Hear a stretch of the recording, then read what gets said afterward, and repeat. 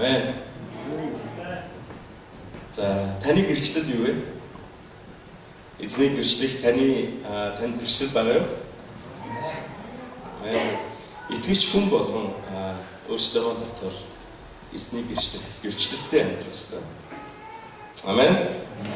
Хэрвээ танд мэдээж гэрчлэл байхгүй гэж байхгүй байх. Тэгээ бид нар ялангуяа усан бодлого өртөгтэй заавалчгүй итгэлийн гэрчлэлтэй бас бичдэг тийм ээ. Тэгээ таахан хүн болгон бид нар өөрсдөө харин тэр итгэлийн гэрчлэлийг бид нар яах ёстой вэ? Өдөр бүр бид нар үүнийг шинжилж явах ёстой. Та хүн сайхан зусч гэнэ үү? Сайхан зусч гэнэ үү? Бид нар хажууд суугаа найзхан гарыг ийдэг хүн бариад тэгээд энэ газарт ирсэн үнэхээр сайн болжээ гэхгүй. Яс өнөөдөр яг энэ газар тантай уулзаж байна. Маш их баяртай байна гэхгүй.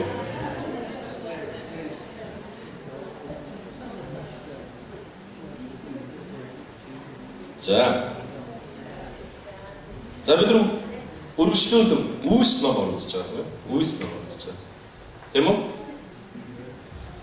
Бид нар 2-7 хоногийн өмнө үүс номын 1-р бүлгийн 8-р эшлэл буюу үүс номын түлхүүр эшлэл байна. Түлхүүр эшлэл.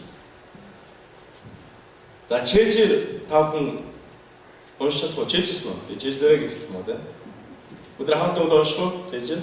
За ураа. Харин ариун сүнс та нар дээр ирэхэд та нар хүчийг олж тэгээд Ерүсалим бүх Юудэ, Самар, Ирбатва энэ дэлхийн хязгааруудад намайг гэрчлэх болно. Үүс нэг нэ. Амен.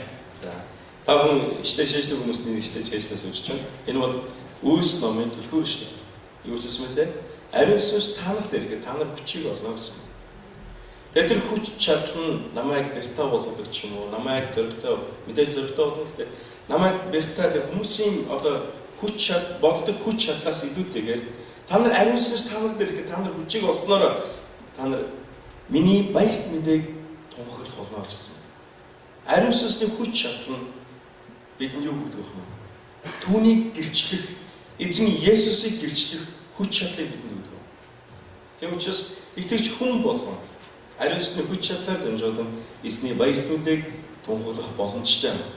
Тэгээ бид нар өнгөрсөн 5 дахь өдөр тэрний өмнөх 5 дахь өдөр оройн залбирлын хичээлээр нэг зүйлийг төвчсөн баг. Юу гэхээр зэрэг өнөөдрийн нийгэмд тийм ээ ялангуяа энэ медиа гэдэг зүйл зовхолчихсон, томорчихсон, хүчтэй болсон хүмүүсийг энэ зүйлээр дамжуулан тийм үү тэ сонирхлын татдаг тэ ийм үед бид нар амьдарч байгаа гэсэн. Ийм үед бид нар яаж баярт мэдээд дамжуулах вэ гэж. Тэгсэн чинь мөн яг адилхан. Юу гэсэн мэт вэ? Та нар цагаа олсон ч одоогүй ч үгийг тунхагл. Энэ үг бол амьд үг юм аа. Амен.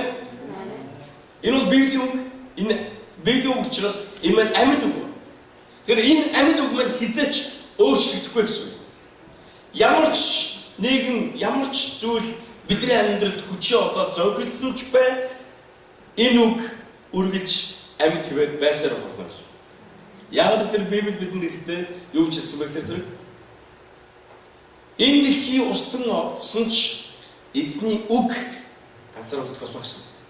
Эзний үг үлдэх болно. Яг Бурхны үг өөрөө амьд үг учраас. Энэ маш хүч чадалтай үг учраас. Тэр зэрэг цагаа олсон ч бай, олоогүй ч бай үгийг тунхагл гэдэг үг маань ямар ч нийгэмд, ямар ч газар ажиллаж амьдарч байсан энэ үг хүчтэй хэвээрээ байх болно гэсэн. Тийм учраас би ямар ч эзэн Есүсийг цагаа олсон ч бай, олоогүй ч бай, тунхаглаж байх үед тэр тунхаглаар дамжуулан ариун сүнс яадаг юм. Тэрээр ажиллаа гэдэг. Амен. Тийм учраас манай амтг Монгол зүгтний бүх итгэгч нарын эзний гайхамшигтай тэр үннийг өөрийнхөө амьдралаараа тунхагласан хүмүүс байгаасаа эзний нэрээр хүсэн өрөөж байна. Өнөөдөр уншсан Библийн эшлэлийг үзсэн бол энд юу гарч байгаа гэхээр нэг хэсэг хүмүүс гарч хэсэг хүмүүс. Тэгэхээр энэ хэсэг хүмүүс энэ бол түүхийг өөрчилсөн хүмүүс. Энэ бол түүхийг эргүүлсэн, оронгоор нь эргүүлсэн хүмүүс. Энэ хүмүүс бол үнэхээр чухал хүмүүс байсан. Энэ хүмүүс бол хамгийн анхны цуглааны хүмүүс байсан. Хамгийн анхны цуглаан. Тэр өнөөдөр Библи ишлэг үзсэн бол хамгийн анхны цуглаан хаан цуглаж, юу хийж, юу ярьж, цуглаад юу хийдэг байсан бэ гэдэг тодорхой харуулсан. Ер нь ихэнх хүмүүс ер нь пастороо сургаал захдаа хамгийн анхны цуглааны тухай захдаа Үүс номны 2 дугаар бүлгийн 47 дугаар эшлээс гол заадаг. 42-47 дугаар эшлэл. Энэ маань анхны цуглааны дүр төрхийг маш гайхамшигтайгаар харуулж өгсөн цуглаан баггүй. Авруулж өгсөн тийм эшлэл байна. Харин Үүс номын 1-р бүлгийн 11-р эшлээс аваад үзсэн бол энэ дээр бүр хамгийн тэрнээс өмнөх цуглаан яг буюу ариун ирэхээс өмнөх цуглааны дүр төрх байсан. Цуглаан байсан гэсэн. Тэд нар юу хийжсэн бэ гэдгийг энэ дээр маш тодорхой харуулсан. Ер нь анхны цуглаан ямар байдаг вэ? Тийм ээ. Бид бүгдээ мэдж байгаа. Антус цуглааны эхлэл ямар байсан бэ? Мөн бидний бусад мэддэг цуглаануудын эхлэл ямар байсан бэ? Бид бүгдээ сайн мэдж байгаа. Харин энэ Библи ишлэг үзэх юм бол Галилийн ирчүүд Есүсийн тийм ээ хамгийн сүүлийн тэр Үүс номын 1-р бүлгийн 8-р эшлэг хэлсний дараах тийм ээ тэнгэрт одож байхыг хараа зогсчихсон Галилийн ирчүүд буюу Есүсийн дагалдагч нар тийм ээ хэн байсан хүмүүс 500 гаруй хүмүүс гэж 1-р Коринт номдэр хэлсэн. Тэр хүмүүс Есүсийг тэнгэр дотор хараа зогсчихсон байна. Энэ дээр ихтэй үуч гэсэн үг зэрэг 10 шилдэг түүний отрыг харж тэнгэрөөд гүдрэн байсан тэдний хажууд ирсэн. Нөгөө хүмүүс маань яасан бохно? Есүс тэнгэр дотрыг хараад гүдрөө зогсчихсон байна. Хүн болгон дотроо нэгэн бодчихсон тийм үү? Есүс тэнгэрүүд одоо алга болцсон байна тийм. Яах вэ? Сэн богоц Есүс гівд буцаад боход ирэх болов. Эсвэл яах юм бол? Гүдрөө зогсчихсон. Тэгээ бурхан ажлаа хийхээс аргагүй болсон. Бурхан хоёр тэнгэрийг чиглэсэн юм. Тэгээд тэр хоёр тэнгэрийг чиглэж юу хийсэн вэ? Галилийн ирчүүдээ юу та нар тэнгэр ширтэн зогсноо гэсэн. Энийг харах юм бол тэр хүмүүс мэдээ удаан зогссон гэж боддог тийм ээ. Юу болох вэ? Харин тэнгэрийг ашиг хурж ирээд юу хийсэн бэ гэхээр зэрэг Галилийн ирчүүдээ юм тэнгэр ширтэн зогсноо. Та нараас өргөдөн тэнгэрт авч ирсэн Есүс та нарын түүнийг тэнгэрөөд явсныг нь харсан дугай адил тиймхүү буцаж ирнэ. Гэхдээ наанаа битгий зогсоод явж ажиллая гэсэн. Тэр ажил нь юу юм бэ? Тэр ажил нь баяр мэдээ. Гэхдээ Есүс нэг зүйл хэлсэн байна. Та нар энд миний илгээх тэр сүнсийг автлаа та нар энэчээ залбираарай гэж хэлсэн байхгүй. Яг энэ тушаалыг аваад тэд нар хаашаа явсан бэ гэхээр Иерусалимд буцаж явсан. Иерусалим руу буцаж явсан тэр зам ямар зам байсан гэсэн бэ? Жилэн уулнаас Иерусалим руу буцав. Тэр уул нь Иерусалимаас амралтын өдрийн аяллаа зайтай байж гисэн юм. Амралтын өдрийн аяллаа зай гэдэг маань хэр зэрэг хугацааг билээ? Санаж байна уу? Амралтын өдрийн аяллаа зай гэдэг маань 1.2 км зам байна. 1.2 км. Яг тэр еврейчүүд амралтын өдөр 1.2 км-ээс илүү хол явдаггүй байсан байхгүй. Амралтын өдрийн аяллаа зайтай гэдэг маань ямар хэмжээтэй гэсэн юм бэ? 1.2 км одоо зайтай тийм газар байсан. Тэгээд тэд нар хурж ирээд нэг газар ороод залбирсан. За тэгээд энэ дээрээс үзэх юм бол хамгийн анхны цуглааны дүр төрх ямар байсан бэ? Өнөөдөр бидний дүр төрх ямар байх вэ? Өнөөдөр энэ талаар удаа үзсэн.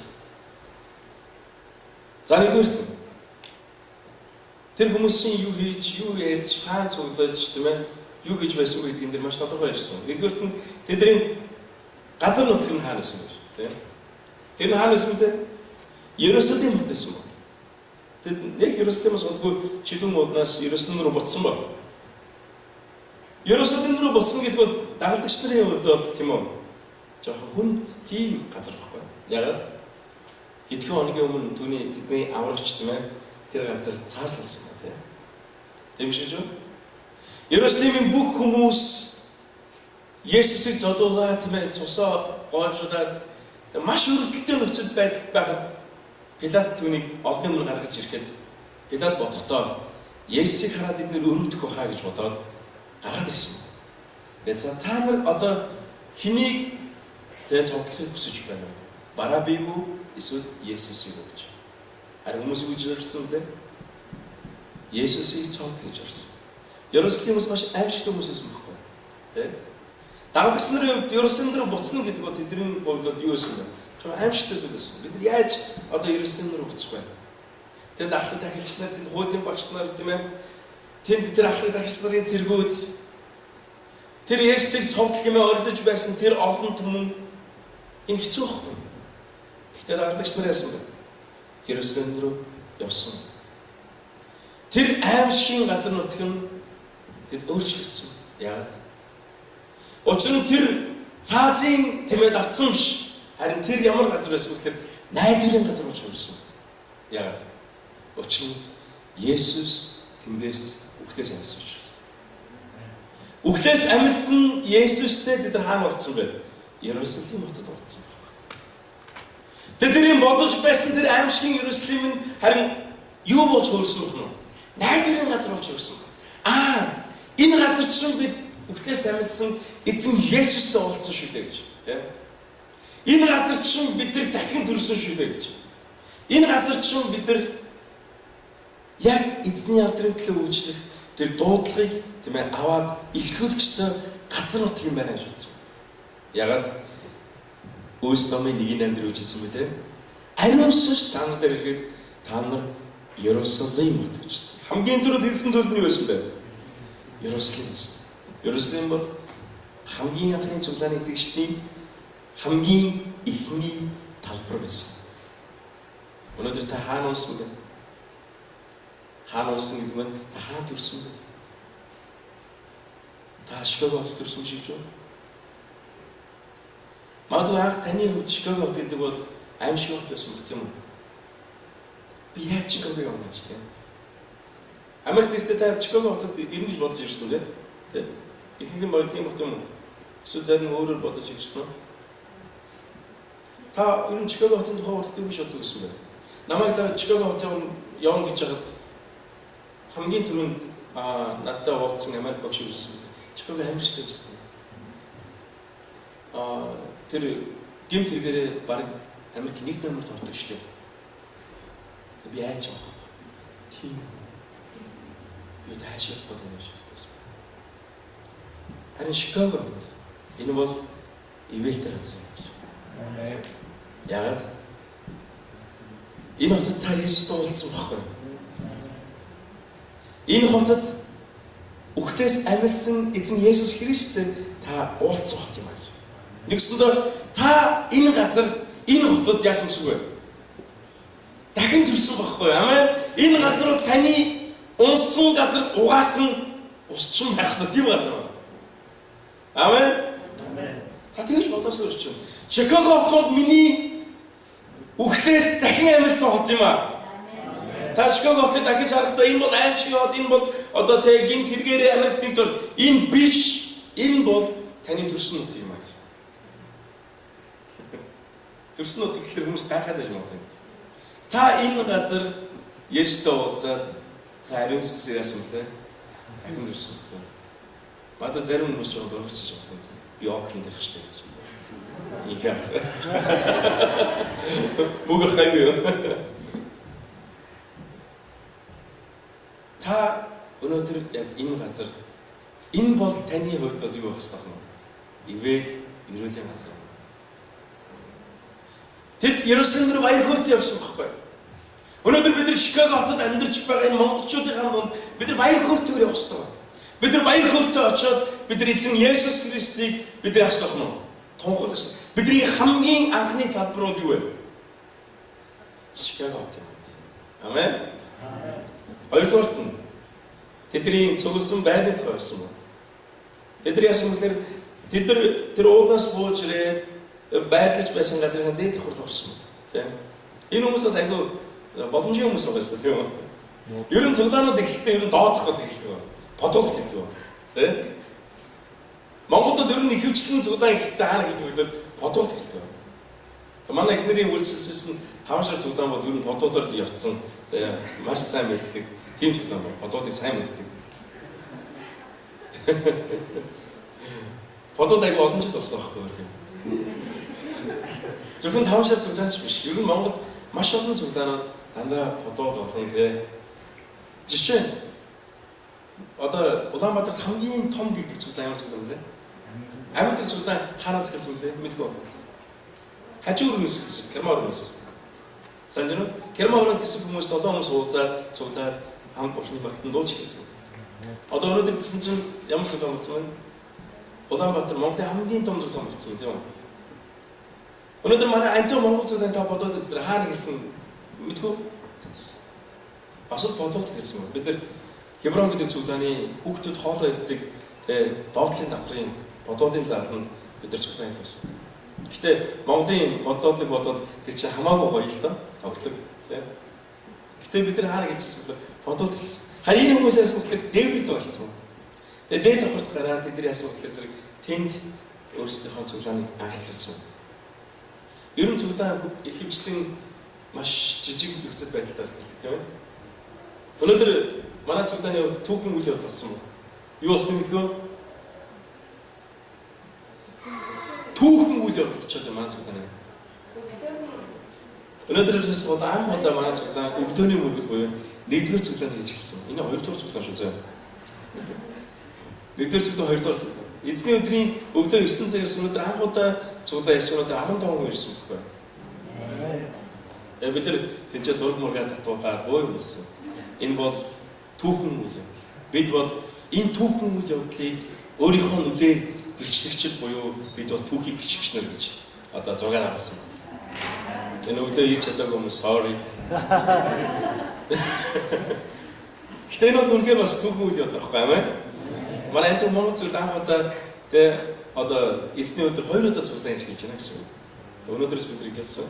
Та хүмүүрчлүүд өглөөний цуглааны төлөө өглөөний цуглаанд үйлчлэх хүмүүсийн төлөө илэрч өгч байгаа гэж байна. Тэгээ өнөөдөр энэ газар зарим хүмүүс харагдахгүй шүү дээ. Бид нар өглөө суудсан хүмүүс шүү за. Битээ та хүн буруугаар бодор энэ одоо цуглаанд ирэхгүй юм. Тэгээ бидний цуглааны хэлжсэн байр газруудаа бид нар бодоод үзэх юм бол тийм ээ. Үнэхээр одоо заримдаа бодохоор маш хэцүү тийм өсөл байна. Жишээ нь миний Монголд үйлчилжсэн антиох цуглааны хувьд бол хамгийн удсан байр бол хамгийн хэцүү байр байсан. Ямар байр байсан гэхээр бид нар гараж цуглуулсан. Гараж машины дулаан гараж. Яг дулаан гаражны хажуудлын одоо ийм заалан цуглуулсан жижигхэн заалан. Тэгээ эзний өдөр буюу бүтэн өдрийн өглөө 9 цагаас хүүхдийн цуглаан болно. Тэгээ хүүхдийн цуглаан болоод би хамгийн түрүүнд очиж харах онгоолгоно ороод юмнуудаа тавина. Тэгж хооронд хажуудлын гаражнаас машинууд гардаг байхгүй. Өвөл бол маш хэцүү. Яг л тэр өвөл тэнд ихэвчлэн ямар машин тавьдаг вэ гэхээр зэрэг микроавтобуснууд тавьдаг гэсэн. Микроавтобуснууд. Өвөл микроавтобуснууд эдгээр чинь дизель мотортой асгал маш хэцүү. Тэгээд асаагаад эдгээр чинь шууд хөдөлгөхгүй тэд дотроо 5-10 минут байлгадаг гэсэн асаагаад. Тэгэхээр тэндээс гарч байгаа микроавтобуснаас гарч байгаа дизелийн удаа манай хаалганы доогоор ороод ирдэг гэсэн. Тэгээд маш хүнд нөхцөл байдал бид нар одоо цуглаан хийх гэсэн. Гэхдээ өнөөдөр та бүхэн эргэж хараад бодоод үзсэн. Бурхан тэр цуглаануудыг яадаг вэ? Өргөжлүүлэн өрөөд юм. Амен. Бид мөнхийн бодолт хийдэг юм. Бурхан өргөж цуглааныг. Манай антио Монгол цуглаан хаана хэлсэн бэ? Бид нар бодолт хэлсэн тийм ээ. Харин өнөөдөр та бүхэн хаана цуглаж байна? Гордварт. Бид нар цуглааны итгэгч нарыг харах боломжтой. Энэ дэр итгэгчдийг харах юм бол энэ янз бүрийн хүмүүс байсан юм. Тэд бол Петр, Иохан, Яков, Андре, Филипп, Томас, Бартоломей, Матай, Алфан, Яков, Зелотес, Симон, Иоаким, Юда нар болоо гэсэн юм. Тэгээд зогсохгүй тэнд юу байсан бэ? Хэн байсан бэ? Тэд хэсэг эмэгтэйчүүд мөн Есүсийн их Мария болон түүний дүү нарын хамт гэсэн. Энд дээр маш олон хүмүүс гарч байгаа.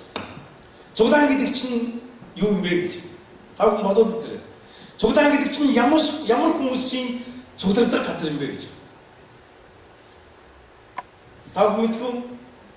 Цуглаан гэдэг бол эзэн Есүсийг та бол Христ, та бол амьд Бурхны хүү мөн гэж хэлсэн тэр итгэгчдийн одоо итгэлээр суурьдсан газрыг бид нар цуглаан гэж нэрлэдэг. Амен. Энэ дээрээс үсгэн бол янз бүрийн хүмүүс гарч байгаа. Тэдний Есүсийн дагжсан 12 дагалдагч нар мөн тийм олон жилийн туршид Есүсийг дагсан эмэгтэйчүүд тийм ээ. Тэдний дотор түүний ээж Мария байсан. Янз бүрийн эмэгтэйчүүд байсан ба. Мөн түүний хажуугаар юунууд байсан бэ? Хүүхдүүд байсан. Дүүнэр байсан. Есүсийн дүүнэр бүтэл байсан ба. Бид нар Иохан номыг үзсэн бол Есүсийн дүүнэр Есүс гэдэггүй байсан байхгүй юу? Амар хэцүү. Есүсийн дүүнэр Есүс юу гэж боддог байсан бэ? Манай том ах. Тийш том ах нь баггүй үнэн баггүй юм. Есүс юм бэ? Манай том ах. Тэг хүмүүс түүнийг зарим нь иш үзүүлэгч гэдэг, зарим бурхны хүү гэдэг. Дүүн нь гайхдаг гэсэн юу яриад байна. Манай том ах штэ. Та нар том ахыг бодоод үзтээ. Түүний бурхны хүү юм та нар гайханда тийм үү? Дүүн нь итгэхгүйсэн баггүй. Энэ юу болоод байна гэж.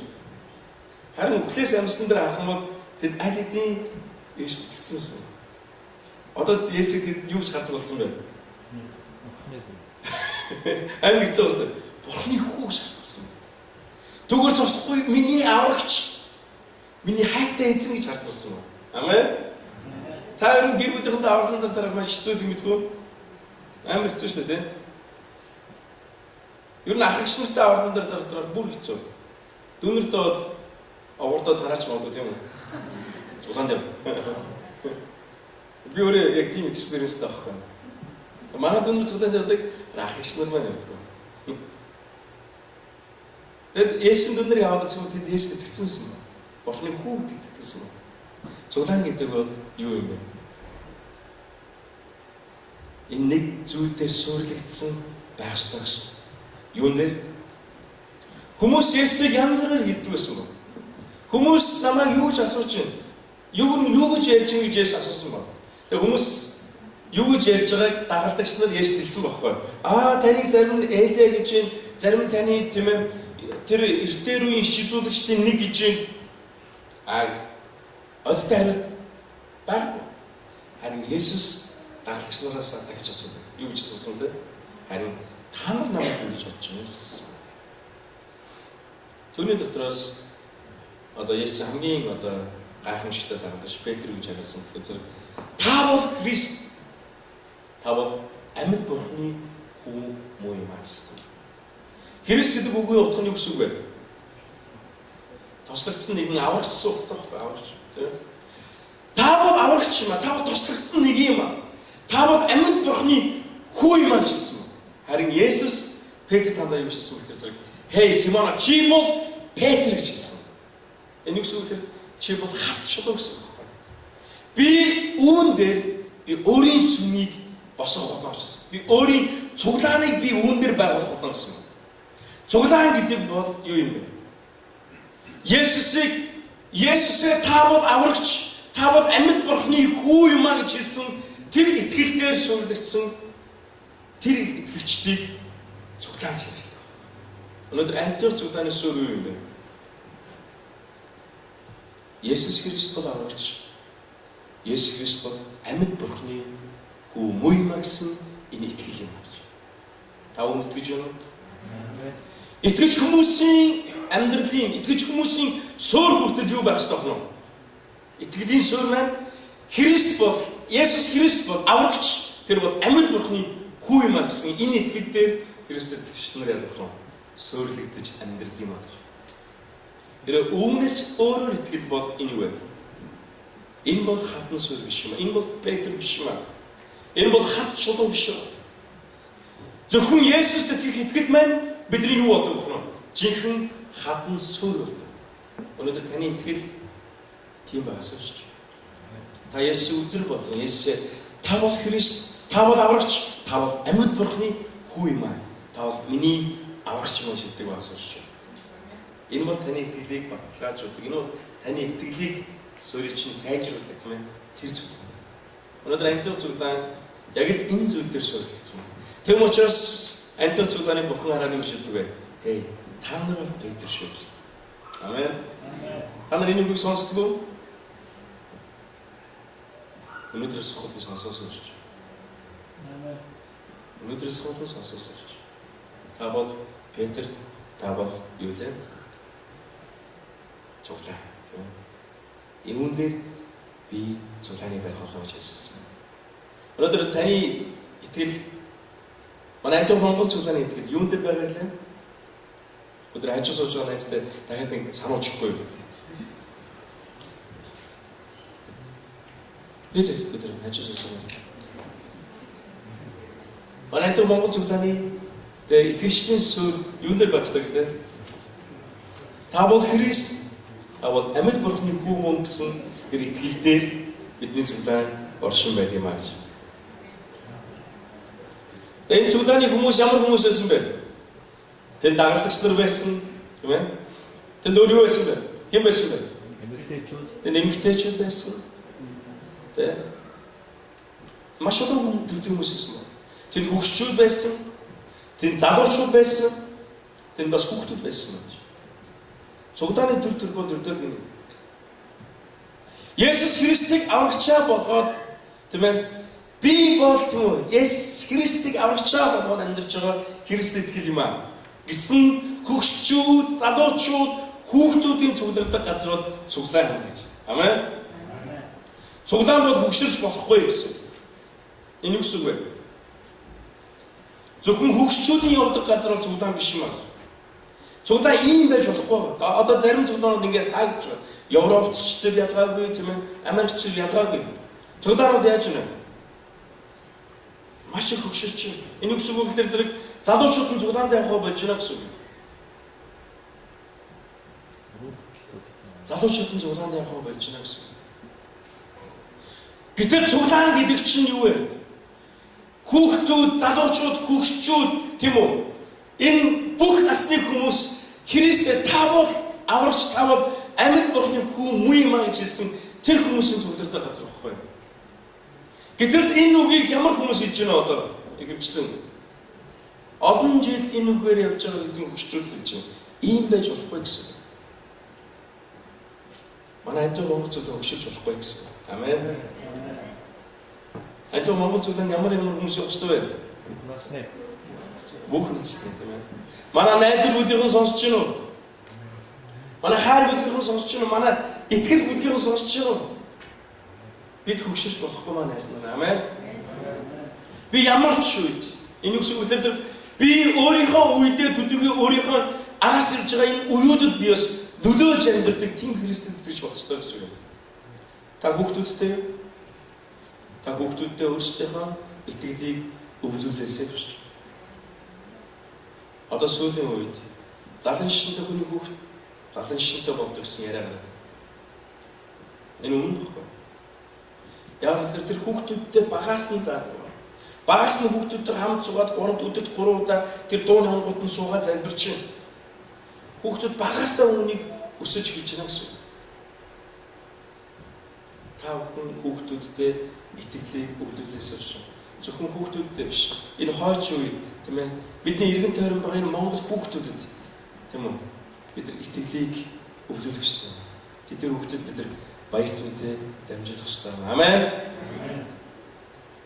Би урд нь хэлжсэн. Манай Антиох Монгол цуглааны ирээдүйн Антиох Монгол гэдэг энэ үг маань ер нь байхгүй ч ихлэх байхаа гэж.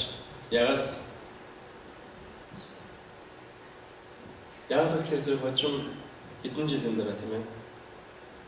Энэ хүүхдүүд маань гарч ирээд хиний төлөө үйлчлэж явж байгаа. Энэ бүх үндэстнүүдийн төлөө үйлчлэж байгаа. Чикагод байгаа бүх үндэстнүүд all nations гэсэн. Бүх үндэстнүүдэд бүх үеийнхэнд бид нар баяр түнтэй дамжуулах болно гэсэн. Харин бид яг ч түүнийг эхлүүлэгч юм аа. Амен. Дөрөвдүгürt бидний хийсэн ажлыг харсан ба. Тэд юу хийсэн бэ?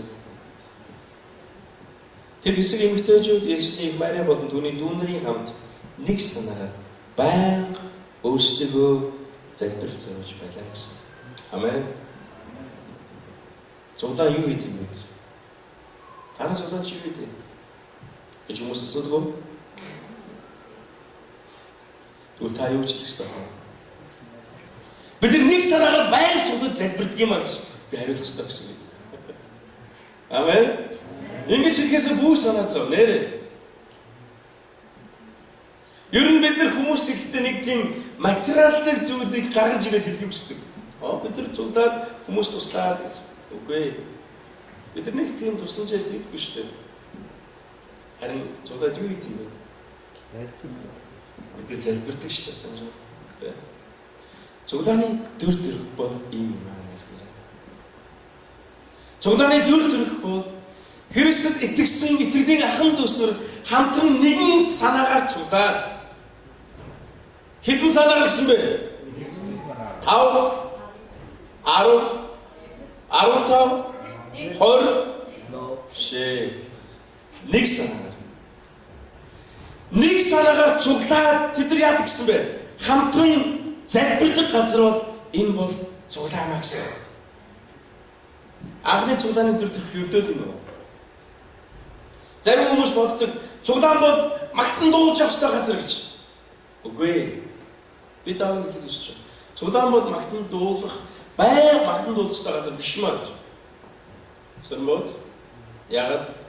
Хожим тэртээ тэргүй бид нар насан туршдаа бүр мөнхөд би Бурхны магтах болно амин. Харин хожим бидэнд хийгдэхгүй нэг зүйлийг бид нар өнөөдөр хийдэг. Хожим хийгдэхгүй харин өнөөдөр хийдэг зүйл нь юу вэ? Энэ бол залбирал юм байна. Бид нар мөнхийн усад очиж залбирах шаардлага байхгүй. Та сүлдэн суугаад тийм ээ Бурхан надад хэрэгтэй юм өгөөч. Ингээд шаардлага мөнхийн усад хэрэггүй. Яагаад? Мөнхийн ус бүх зүйл байгаа. Та Бурхны хажууд байгаа. Тэнд залбирал шаардлагагүй. Та тэнд зүгээр халелуя гэж явж явах болно. Амен. Нэр харин энэ газар бидэрт юу хэрэгтэй юм бэ? Бидний залбирал хэрэгтэй. Энэ газар бидний дутагдах зүйлүүд их байдаг болж. Тийм учраас бид нар яадаг вэ? Бид нар нэгэн санаагаар цуглаад бид нар залбирах ёстой. Цуглаан гэдэг бол олон төрлийн үзэл бодолтой, олон төрлийн царайтай, олон төрлийн арьстай хүмүүс ирээд нэг санаагаар Бурхан руу хандан залбирдаг газрыг цуглаан гэж нэрлэдэг юм байна. Энд хэдэн санаатай хүмүүс үлддэг гэнэ үү? Нэг санаатай. Нэг санаатай хүмүүс үлддэг. Хэрвээ нэг санаагаар цуглаад залбирахгүй бол ариун сүнсний хүч чадлыг манай зүгт авахгүй гэсэн үг. Ариун сүнс ямар үед хүч чадлаа гэдэг гэсэн үг. Нэг санаагаар цуглан залбирч явхад ариун сүнсний хүч чадал тэднэрийн дээр бууж ирсэн. Харин тэд нэг санаатай болтлоо 10 өдөр зарцуулагдсан байхгүй 10 өдөр. Манай цогтанд хэдэн жил болохыг бид нар мэдгүй. Эдэг өдөр болохыг бид нар мэдгүй. Бид нар яах ёстой вэ? Бид нар нэг байх ёстой юм. Яг хүний биеийн эрхтэнтэй адилхан. Энэ эрхтэн, энэ эрхтэн. Бүгд өөр өөр үйл ажиллагаатай. Өөр өөрийн дүр төрхтэй. Нөгөө эрхтэнтэй нэг зүг харагдах гэж таалагдах шаардлага байхгүй. Бүгд л өөр өөрийнхөө юм хийж байгаа. Гэхдээ тэд нэг л хүний төлөө ажилладаг. Амен. Нэг л хүний төлөө ажилладаг. Хиний төлөө? Таны төлөө, миний төлөө. Украина гэдэг хүний төлөө. Тэр эрхтнүүд яадаг вэ? Ажилладаг гэсэн. Тэр эрхтнүүд бүгд өөр өөрийн онцлогтой. Зарим Библиэр бүр юу хэлсэн гэж айгүй харагдсан эрхтнүүд ч байдаг гэсэн байна. Айтайхан харагдсан эрхтнүүд ч бас байдаг гэсэн байна. Айтайхан харагдсан эрхтнүүд нь айгүй харагдсан эрхтнүүдэд юм ярьдаггүй байхгүй юу? Тэр айгүй сонио. Хэзээч миний бие тэгж байгаагүй. Тэ? Миний ам хаяж явах юм ярина гэсэн миний бусад юм бол тэгж ярьдаггүй. Миний хамарлаа надад хэзээч энэ нүднүүд ямар сони юм бэ гэж юусоо хэлж байгаа. Миний амар хаяж явах юм ярьдаг. Нүд гизсийг харчаад хаяа гизсээ чи юм жоос үгүй төмрөөд шүү. Ийм юус ярьдаггүй. Харин цуглаан дотор ярьж идэв. Энэ болохгүй гэсэн. Сэдвүү чи тийм байна шүү. Энэ үгээ та бүхэн өөр бусад хүмүүс бүр хэлсэн шүү. Амен. Амен. Би заавч бие биендээ таалагдах шаардлага байхгүй. Амен. Бид бие биендээ ингэж хийх шаардлага байна. Харин бидний хийх ёстой зүйл бол юу вэ? Залбирал. Хэрвээ нүд энэ гиз таалагдахгүй бол энэ нүд яах ёстой вэ? Гизний төлөө залбирах хэрэгтэй байхгүй юу? Тэг яг үүтэй бид нар яг ийм зүйл хэрэгтэй. Хэрвээ хэн нэгэн таалагдахгүй хүнийхэн тухай таны хажууд бүжээд тань ярих юм бол та бүтий хамт яриа сууж чинь. Харин түүний хоорондоо яах ёстой вэ? Ойлтой залбирая. Энэ бол цуглааны дүр төрх юм. Энэ цуглаан дээр ариун сүнс яадаг гэсэн бэ? Ажиллаа хийдгээ гэсэн байна. Ариун сүнс ажиллаа хийхдээ юу хийсэн бэ? Хей та нар Чикаго. Тэгээ бүх Чикаго гэж хэлсэн баг. Энэ юу гэсэн бэ? Өдөр Иерусалим нэг амьдрал шиг яриад байгаа. Та нар Чикаго. Тэгээ бүх юудэ бүх монголчууд тэгээ түгээр зогсохгүй энэ дэлхийн хязгаарт бид нар эсний баяр түндийг гэрчлэж байгаа хүмүүс юм. Амен. Харин тэр ажлыг хийхээ өмнө бидний хийх ёстой зүйл юу вэ? Бурхны эсний нэрээр нэгэн зүрх сэтгэлээр, нэгэн санаагаар хамтран залбирах. Бид хамтран нэгэн санаагаар залбирдаггүй бол ариун сүнсний хүч чадал бууж ирээд бидний хөдөлгөөд явагддаг бол хэцүү. Харин бидний хийх ёстой хамгийн түрүүний хийх ёстой ажлууд бид нэгэн санаагаар хамтран сууж, хамтран залбирдаг байх ёстой. Тэрнээс хамтран суугаад юм ярьдаг тэр энэ бол цуглааны төр төрх бол биш юм. Энэ төр төрх бол юуны төр төрх вэ? Энэ өөр төр төрх. Цуглаанаас гадуурх төр төрх. Та цуглаанаас гадуурх төр төрхийг цуглааны дотор бүх авчраас суулж байна. Тэр учраас бүгд анхны цуглааны энэ төр төрхийг бодож үзээд би яг энэ төр төрхөөр өөрчлөлт хийсэн гэсэн шийдвэрийг та өнөөдөр гаргаж суулж байна. Өнөөдөр манай энэ Монгол цуглаан яг энэ цуглааны төр төрхтэй адилхан тийм төр төрхийг эзэмших юмсан. Тийм ээ. Тийм төр төрхтэй болж өөрчлөлт хийсэн гэсэн тэр агуу бөгөөд тэр тийм ээ гайхамшигтай зуршлыг та өнөөдөр суулгаас явж байна. Би өнөөдрөөс гадна бурханд хандан залбираас сурч байна. Эзэн минь. Би өнөөдөр яг анхны энэ Иерусалим цуглааны юм шиг таны яг энэ төр төрхөөр өөрчлөлт хийвч байна. Танад цэцлээ. Тэгээ бид нар хамтран нэгэн санаагаар цуглаад хамтран нэгэн зүйлийн төлөө залбирах үед бурхан яадаг вэ? Ариун сүнсээ буулгадаг. Ариун сүнс бууж ирэхэд бид нар явахаас аргагүй болдог. Ариун сүнс бууж ирэхэд бидний ярьж чадахгүй байсан ам үлдэл яадаг вэ? Ярьж хэлдэг ба. Есүсийг гэж та Есүсийн тухай сонссноо гэж хэлж чаддгүй байсан тэр амаар хүртэл яадаг вэ? Тэр үгийг хэлж чаддаг. Амен.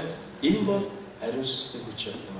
Энэ хүч чадлыг өөрийнхөө амьдралдаа мэдэрсэн эзний агуу үйлчлэгч нар багасаа эзний нэрээр хүсэн өрөөж байна. Даам залбирцгаая.